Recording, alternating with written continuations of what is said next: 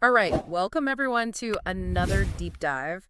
Today we're going to be tackling a pretty controversial situation. Yeah. Elon Musk's endorsement of the AfD. Oh, yeah.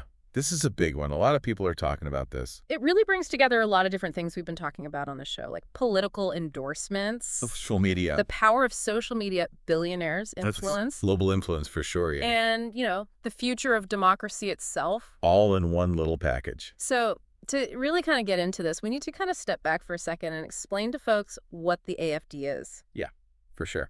So the AfD is Germany's far-right political party. They're considered far-right. Mm-hmm. They have ties to neo-Nazis, and in fact, German intelligence has classified their youth wing as extremist. Yeah. I mean, that's about as serious as it gets when it comes to, intelligence agencies classifying political parties or wings of political parties as extremist. And they're gaining traction, which is, I think, what makes this even more concerning. Absolutely. They're currently polling at 19%. And the other parties won't work with them. The mainstream German parties refuse to work with them. Yeah. So it's a very interesting dynamic that's happening over there. So we've got, for this deep dive, we've got a Reddit discussion from r/Europe. Always a lively place. Always a lively place. Yeah. And a New York Times article to kind of guide our discussion today. Okay. And I think really what we want to figure out is what happened. Right. Why have the reactions been so strong, and what does this all mean, What does it mean for everybody? Yeah, for you, the listener, and the world at large. Sounds good. Let's get into it. So the whole thing started with this post from Elon Musk on X. Just 5 words. Only the AfD can save Germany. 5 words and 25 million views in 10 hours. Wow. That's pretty incredible. Yeah, so this was in response to a video by Naomi Zeibt. Oh, yeah. A far-right influencer. Yeah, who was criticizing Friedrich Merz. Who's running against the AfD candidates. Frontrunner. Right. Yeah. And the AfD, they didn't miss a beat. Alice Weidel, their top candidate, responded. Yep. Within an hour. You are perfectly right, she said. Yes, you are perfectly right. So clearly they view this as a pretty significant a major endorsement for them. Yeah. Giving them some legitimacy perhaps that they were lacking before. Right, and so this triggered just a massive wave of responses, including from U.S. politicians. That's interesting. Adam Kinzinger, a former Republican congressman, called the AfD literally a neo-Nazi party. Straight to the point. Yeah. Wow. And then Senator Chris Murphy voiced his concerns about Musk's influence on President Trump and the possibility of the U.S. supporting neo-Nazis. Which would be not great. Pretty bad. Yeah, catastrophe. A catastrophe, yeah. So yeah, very strong reactions from U.S. politicians. Yeah, and this really kind of puts a spotlight on Musk's relationship with Germany. His sort of up and down relationship with Germany. Yeah, it's a complicated relationship. Yeah, I remember when he built that Tesla factory near Berlin. Yeah. And he actually started construction before all of the permits and approvals had been finalized. That's right. Which was, a bold move. Yeah. Germans don't love that kind of thing. A lot of people raise their eyebrows at that. Yeah, I bet. And then there were all these issues with the unions at the plant, too. Oh, yeah. And he criticized German news magazines and the judiciary. So making friends all over. Yeah, and even before this whole AfD thing, he had some anti-immigrant posts. So, right. That the German foreign ministry responded to pretty sharply so. It's not clear that his ideology really aligns with the mainstream in Germany. No. At all. And what's really interesting is, and I don't know if this is correlation or causation, but Tesla sales in Germany have tanked. Oh, really? They're down 55% in November. Wow. And 43% for the year. So maybe people are reacting to his statements with their wallets. It's a possibility. Yeah. So, okay, let's get to the Reddit discussion. Okay, yeah, let's hear what the people are saying. Because, this is r/Europe. Yeah. They're very passionate. Very strong opinions. They do not hold back. Yeah, let's hear it. So one user said, "This man is becoming a serious problem for the world." Wow. Another one said, "Europeans have a long history of revolutions, strikes, etc. We will not let him do that." So they're not going to take this lying down. No. Interesting. This one was interesting. He needs to be walled off from Europe. Literally build a wall. Yeah. Oh. And then this one, "What will it take, fellow Europe poster? What will make you click?" So they're looking for something that will finally get people to wake up to the problem. Yeah. Okay. And then there was several people calling for a boycott of Tesla products. So we were talking about Tesla sales being down. Maybe that's part of the reason why. Yeah, it's a possibility. Interesting. So, I mean, it seems like there's some real concern about Musk's growing influence. Yeah, absolutely. I think this is something we're going to have to keep an eye on for sure. So we've got a billionaire wading into foreign politics, a far-right party gaining traction, a lot of anxiety online. Mm-hmm. What does it all mean? What does it all mean? You know, for you, the listener. Yeah. What are the big takeaways here? What are we supposed to do with this information? Well, I think one of the things that is so striking about this whole situation is that it's not an isolated incident. Okay. This is part of a pattern that we're seeing globally of billionaires trying to use their wealth to shape political outcomes. Yeah. And that raises some serious questions about the future of democracy. For sure. How do we balance free speech with, the potential harm of endorsing extremist views? Especially coming from people with such enormous platforms and reach. Yeah, I mean, we're not just talking about money changing hands here. Right. We're talking about shaping narratives, manipulating public opinion. Yeah. Potentially undermining faith in democratic institutions. It's really a very complex web of issues. It's that I think we need to kind of start untangling here. Absolutely. And I'm really eager to hear your insights on how all of this connects. All right, let's do it. So let's kind of break it down a little bit. Let's talk about the AfD. Okay. Their platform, what they stand for, why they might be appealing to some people. Well, I think to understand the AfD's appeal, you really have to grasp the ideology that they're promoting. Okay. And their platform is built on two main pillars: ethno-nationalism and Islamophobia.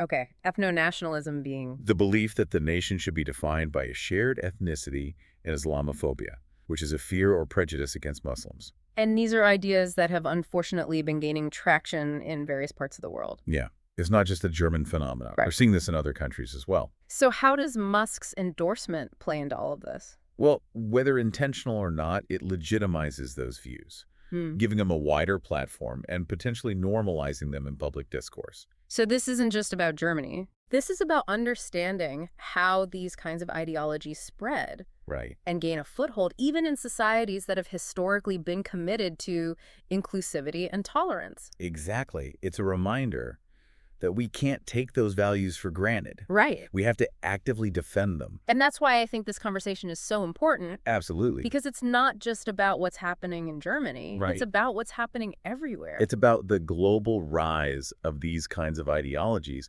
and what we can do to counter them. It's a wake-up call for all of us to be more aware, more informed, and more engaged in shaping the world we want to live in. I agree. So we've got a lot to unpack here. Musk's motivations, the AfD's platform, and the broader implications of billionaires getting involved in politics. And we can't forget about the ethical and democratic concerns surrounding foreign influence in elections. All interconnected. It's a big mess. It is a bit of a tangled web. So I think that's a good place to pause for now. We'll come back and really dig into those ethical and democratic concerns in our next segment. Sounds good. Stay tuned. Can't wait.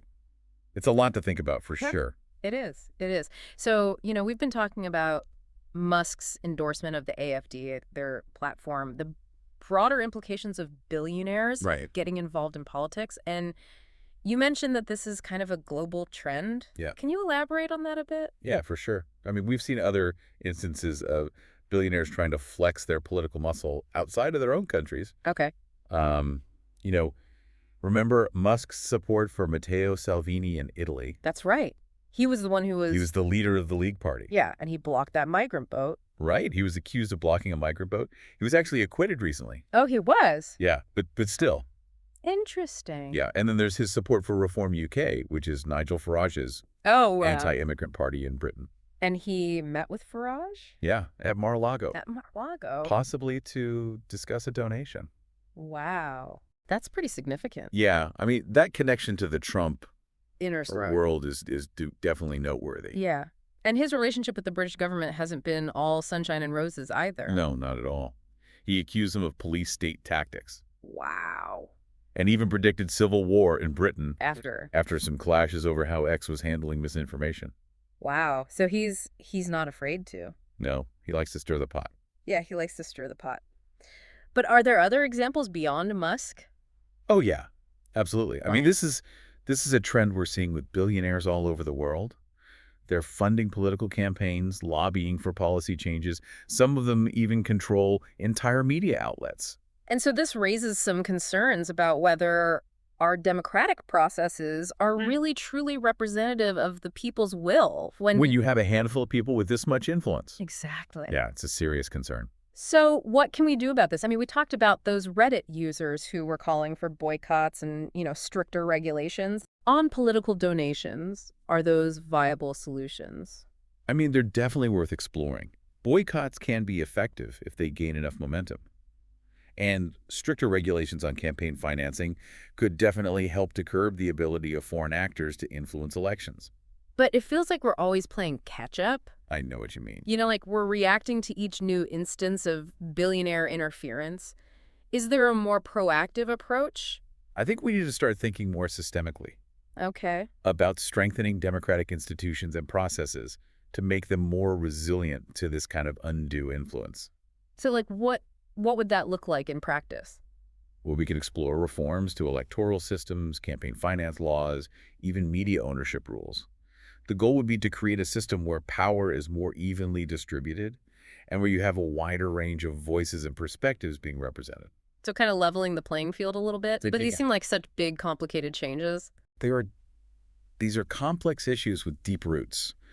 But the alternative is letting a handful of billionaires decide the future of our societies. I don't think anyone wants that. I don't think so either. And it's not just about governments and elections, is it? I mean, Musk's influence extends to the very fabric of our online lives. Right. His control over X Billions of users worldwide. gives him immense power to shape the flow of information and influence public discourse. And we've already seen how he's willing to use that power to promote his own views and interests. Remember the whole controversy around how X handled misinformation during the U.S. election? Oh, yeah, that was a mess. That raised some serious concerns about the potential for X to be used to manipulate public opinion, suppress dissenting views, and even interfere with democratic processes. And that's a lot of power for one person to have. It is a huge responsibility. So it really raises the question, what is the role of social media platforms in our societies? Yeah. Are they just neutral platforms for communication, or do they have a responsibility to actively combat misinformation and promote truth and accuracy? That's a question that's being debated all over the world right now. It is, and it's a question with no easy answers. And the stakes are incredibly high. They are. We need to have this conversation urgently. So we've got a lot on the table here. Billionaires wielding political power, potential foreign interference in elections, the ethical responsibilities of social media platforms. A lot to unpack. It can feel kind of overwhelming. It can be overwhelming for sure. But it's important to remember that we all have a role to play in shaping the future. So what does that look like in practice? I mean, how can our listeners take what we've talked about today and actually apply it to their own lives? Well, I think it starts with being critical consumers of information. Okay. Read carefully, question sources, engage in thoughtful discussions. Don't just accept what you see on social media or hear from politicians. Do your own research and form your own opinions. So don't just blindly follow the crowd. Exactly. Think for yourself. Oh. And then take that knowledge and participate in the political process. Vote in elections. Contact your elected officials. Support organizations that align with your values. Make your voice heard. Exactly. Don't just sit on the sidelines. Get involved. I like that. But sometimes it feels like one voice doesn't make a difference. That's where collective action comes in. Connect with others who share your concerns, build coalitions, organize demand change. Together, our voices are much stronger. There's strength in numbers. Exactly. Yeah, okay. But what about those feelings of hopelessness that we talked about earlier? What can we say to those who feel powerless against these massive forces? It's understandable to feel that way, but it's important not to give in to those feelings. Yeah. We have more power than we often realize. Our power lies in our collective actions, our engagement in the political process, our demands for accountability from those in power, and our refusal to accept the status quo. So even small acts of resistance can make a difference. Absolutely. Every action, no matter how small, contributes to a larger movement for change. Speaking out, engaging in constructive dialogue, raising awareness, these all have a ripple effect. That's empowering to hear. It's a reminder that we're not powerless. We can choose to be agents of change. We absolutely can. This deep dive has been a roller coaster of emotions. It's heavy stuff, but I think we've covered a lot of important ground and highlighted some concrete steps we can take to make a difference. What do you think? I agree. It's been a thought-provoking exploration of complex issues, and it's crucial that we have these conversations. Before we wrap up, I want to leave our listeners with one final thought. We've talked a lot about the negative impacts of social media, but what if we could harness its power for good? Interesting question. What do you have in mind? Imagine if instead of spreading misinformation and division, we used social media to build connections, amplify marginalized voices, and organize for positive social change. That's a compelling vision. And I think it's entirely possible. We've already seen glimpses of that potential with movements like Me Too and Black Lives Matter, using social media to raise awareness, mobilize support, and demand justice. Exactly. So here's the challenge I'm putting out there. Let's reclaim social media for good. Let's use it to build a more just equitable and sustainable world. Who's with me? I'm in. Awesome. That's a really powerful image. Yeah. Using social media for good. Yeah. I think it speaks to a truth that we often forget, which is that we're not as powerless as we sometimes feel. It's easy to get caught up in Yeah. the The negativity. basis of it all. Yeah, to feel like nothing we do matters, but Right. it's just not true. We can't give in to despair. Even, those small acts of resistance, speaking out, having those conversations, It all adds up. they can make a It's difference. shifting the narrative. Right. Changing the conversation one person at a time. So as we wrap up this deep dive, what's the one key takeaway you want our listeners to really hold on to? I would say the most important thing is to remain critical, engaged, and hopeful. Okay. Critical of those in power, Mm-hmm. engaged in the fight for a better world, Mm-hmm. and hopeful that change is possible. That's a powerful message. Well, on that note, I want to thank you for joining me on this, It's been a pleasure. this journey into the world of Elon Musk, the AFD, and the challenges facing democracy in the digital age. It's been a wild ride. It has. It's been quite a ride. A lot to think about. And to you, our amazing listeners, thank you for tuning in. We hope this deep dive has sparked your curiosity, ignited your passion, and left you feeling empowered to make a difference. That's what we're here for. Until next time, stay informed, stay engaged, and keep asking those tough questions. We'll see you next time. Take care.